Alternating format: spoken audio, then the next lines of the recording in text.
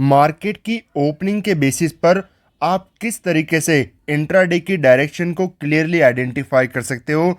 Market flat open होता है तब ओपनिंग को हमें कैसे समझना है कि मार्केट किस डायरेक्शन में जाएगा, अपसाइड जाएगा, डाउनसाइड जाएगा, गैप अप ओपन होता है या फिर गैप डाउन ओपन होता है। हर एक चीज़ को मैं ओपनिंग के बेसिस पर डिटेल इस कॉन्सेप्ट को आपको समझाऊंगा।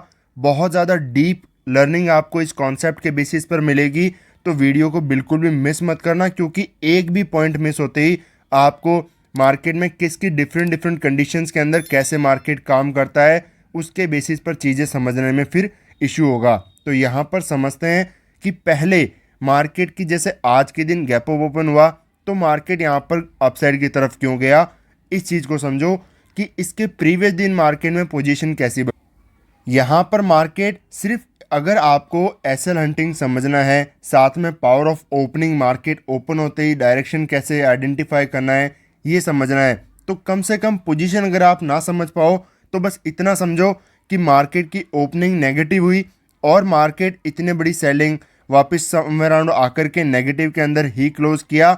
एक यहाँ पर सेलर्स की ही पोजीशन बनी है।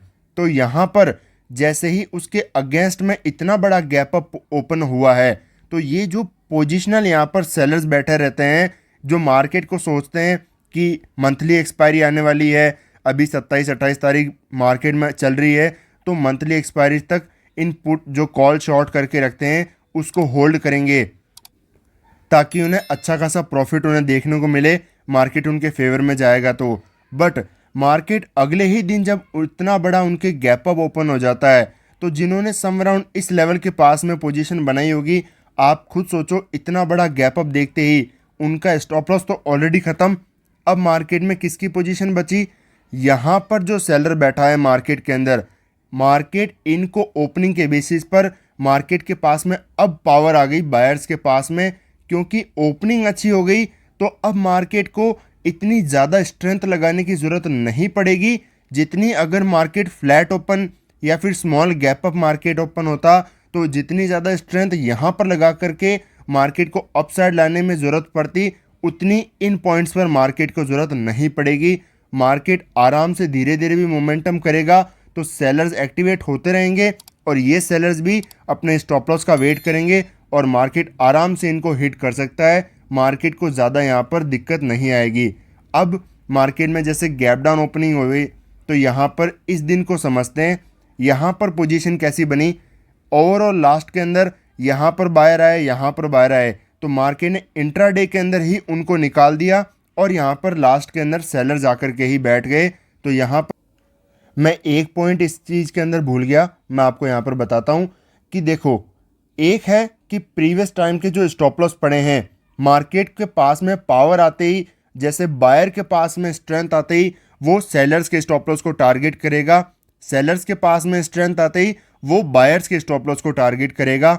मार्केट इसी तरीके से एसएल के अंदर काम करता है। मार्केट नेगेटिव के अंदर है और गैप अप ओपनिंग हो जाती है तो यहाँ पर बायर्स के पास में जैसे स्ट्रेंथ आएगी तो वो ट्रेंड को रिवर्सल कराने के अंदर भी आराम से यहाँ पर उसको हेल्प मिलेगी, स्ट्रेंथ मिलेगी गैप अप के अंदर, क्योंकि सेलर्स के स्टॉप लॉस पास में आते रहते हैं और जैसे ही अच्छा खासा हिट होंगे और मार्केट में इंट्राडे में भी धीरे धीरे सेलर्स आते रहेंगे।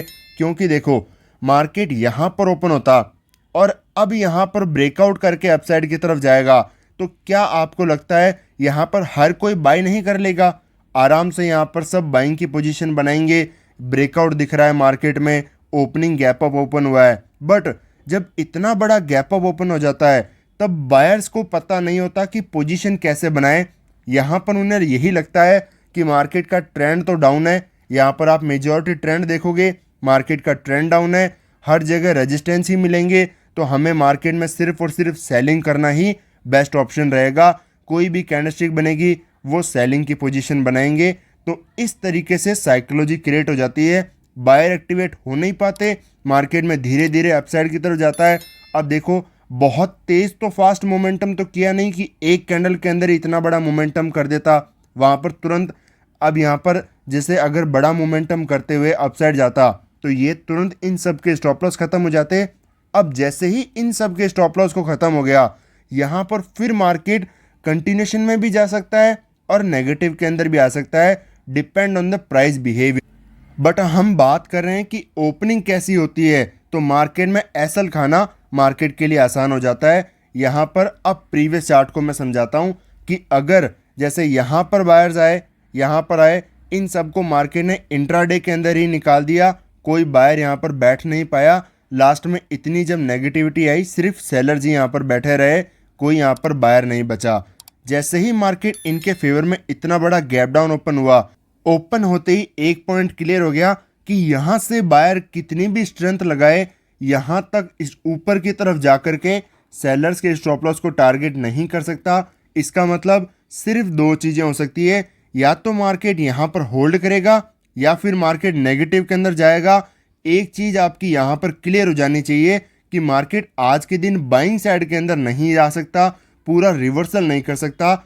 ये चीज़ जब आपको पता चल जाएगी, तब आपका माइंड यहाँ पर क्लियर हो जाएगा कि आज के दिन मुझे कौन सी ट्रेड प्लान करनी है, सेलिंग करना है, बाइंग करना है, क्या करना है। तो जैसे कि यहाँ पर देखोगे तो यहाँ पर हमने मार्केट में सेलिंग भी किया, बाइंग भी किया, दोनों चीज़ें की। बट इंट्राडे के बेसिस पर मैंने बाइंग की ऐसी ट्रेड प्लान नहीं की कि मैं पूरा ट्रेंड रिवर्सल के लिए ही बैठ गया हूँ। नहीं, बाइंग के छोटे मोमेंटम कैच कर सकते हैं हम अगर अगेंस्ट द ट्रेंड बैठे हैं तो। बट मार्केट में हमेशा ट्रेंड के फेवर में बैठे हैं तो बड़ा मोमेंटम इंट्राडे में कैच किया जा सकता है।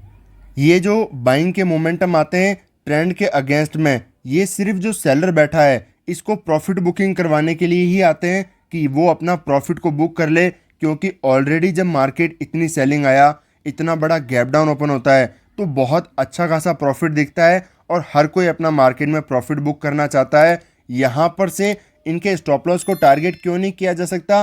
क्योंकि आप खुद देखो, अगर आपने मार्केट में यहाँ पर ट्रेड बनाई है, आपका स्टॉप लॉस इन लेवल्स के हायर साइड की तरफ है, यहाँ पर आपका एसएल है, और मार्केट ने इतना बड़ा आपको रिवॉर्ड दे दिया है एक ही दिन के अंदर, उसके अगले दिन इतना बड़ा ओपनिंग है, तो क्या आप वापस सपोज यहाँ पर आपको 50,000 का प्रॉफिट दिख रहा है तो यहाँ पर आप उसको जाकर के पूरा लॉस के अंदर कन्वर्ट करोगे? नहीं, आप या तो पार्शियल प्रॉफिट वहाँ पर बुक कर लोगे और ट्रेड को चलने दोगे, होल्ड करोगे, या फिर ट्रेलिंग स्टॉप लॉस मार्केट के अंदर हिट करोगे। अपना स्टॉप लॉस कोई ऐसी जगह पर नहीं देकर जाता। स्टॉप लॉस तभी मार्केट में देते हैं या तो मार्केट लॉस के अंदर चल रहा है और उनका स्टॉप लॉस हिट कर दे, या फिर छोटा सा प्रॉफिट दिखा करके रिवर्सल हो जाए, तब वो अपना एसएल देते हैं। तुरंत मार्केट अगर इतना बड़ा मोमेंटम प्रॉफिट के अंदर जाकर के रिवर्सल आता है तो लोग या तो छोटा सा प्रॉफिट बुक करना शुरू कर देंगे या फिर अपना ब्रेक इवन के आसपास ट्रेड को कट कर देंगे। लॉस कोई भी नहीं देगा, और अगर लॉस मार्केट नहीं देगा तो ये जो सेलर यहाँ पर रिवर्सल में आते हैं उनको बायर कैसल नहीं मिलेंगे और उनका आना पूरा व्यर्थ हो जाएगा। यहाँ पर उनका पर्पज ही यही है कि उन्हें बायर्स के स्टॉप लॉस मिले और सेलर्स का यहाँ पर बाइंग में जाना। यहाँ पर जो बायर आते हैं उनको सेलर्स के स्टॉप लॉस चाहिए। मार्केट हमेशा एसएल के बेसिस पर काम करता है।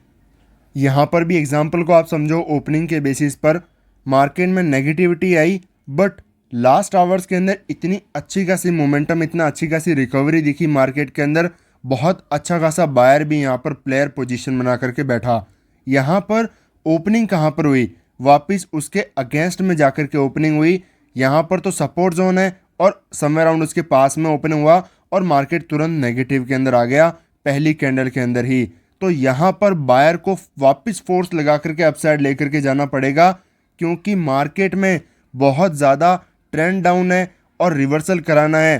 पहले ओपनिंग अगेंस्ट में हो गया, वापस ओपन होते ही नीचे की तरफ आ गया, तो बायर की स्ट्रेंथ यहाँ पर ख़त्म होना शुरू हो जाती है। वही अगर ओपनिंग ये मोमेंटम आया, इस चार्ट को अगर भूल जाओ, यही मोमेंटम मार्केट ऊपर की तरफ ओपन हो जाता, किसी भी कंडीशन के अंदर मार्केट नीचे की तरफ आकर के ऐसे क्लोजिंग नहीं कर सकता, क्योंकि ये जो बायर है वो अब प्रॉफिट के अंदर हो चुका है, बहुत अच्छे खासे प्रॉफिट के अंदर है। और यहाँ पर अच्छे खासे अब सपोर्ट जोन मार्केट को दिखेंगे। ये जो राउंड नंबर्स आपको दिखते हैं ये सपोर्ट की तरफ ही रिएक्ट करेंगे। कोई भी मार्केट इन सब के एसएल को टारगेट नहीं कर पाएगा। मार्केट को एट द एंड में या तो हायर साइड की तरफ होल्ड करना पड़ेगा या फिर हायर साइड की तरफ जाना पड़ेगा। अगर एसएल अवेलेबल हैं तो मार्केट डायरेक्ट टारगेट करेगा, अगर नहीं है तो मार्केट धीरे धीरे क्रिएट करते हुए अपसाइड की तरफ जाएगा। नेगेटिव के अंदर मार्केट नहीं आ पाएगा। यही तरीके से मार्केट काम करता है।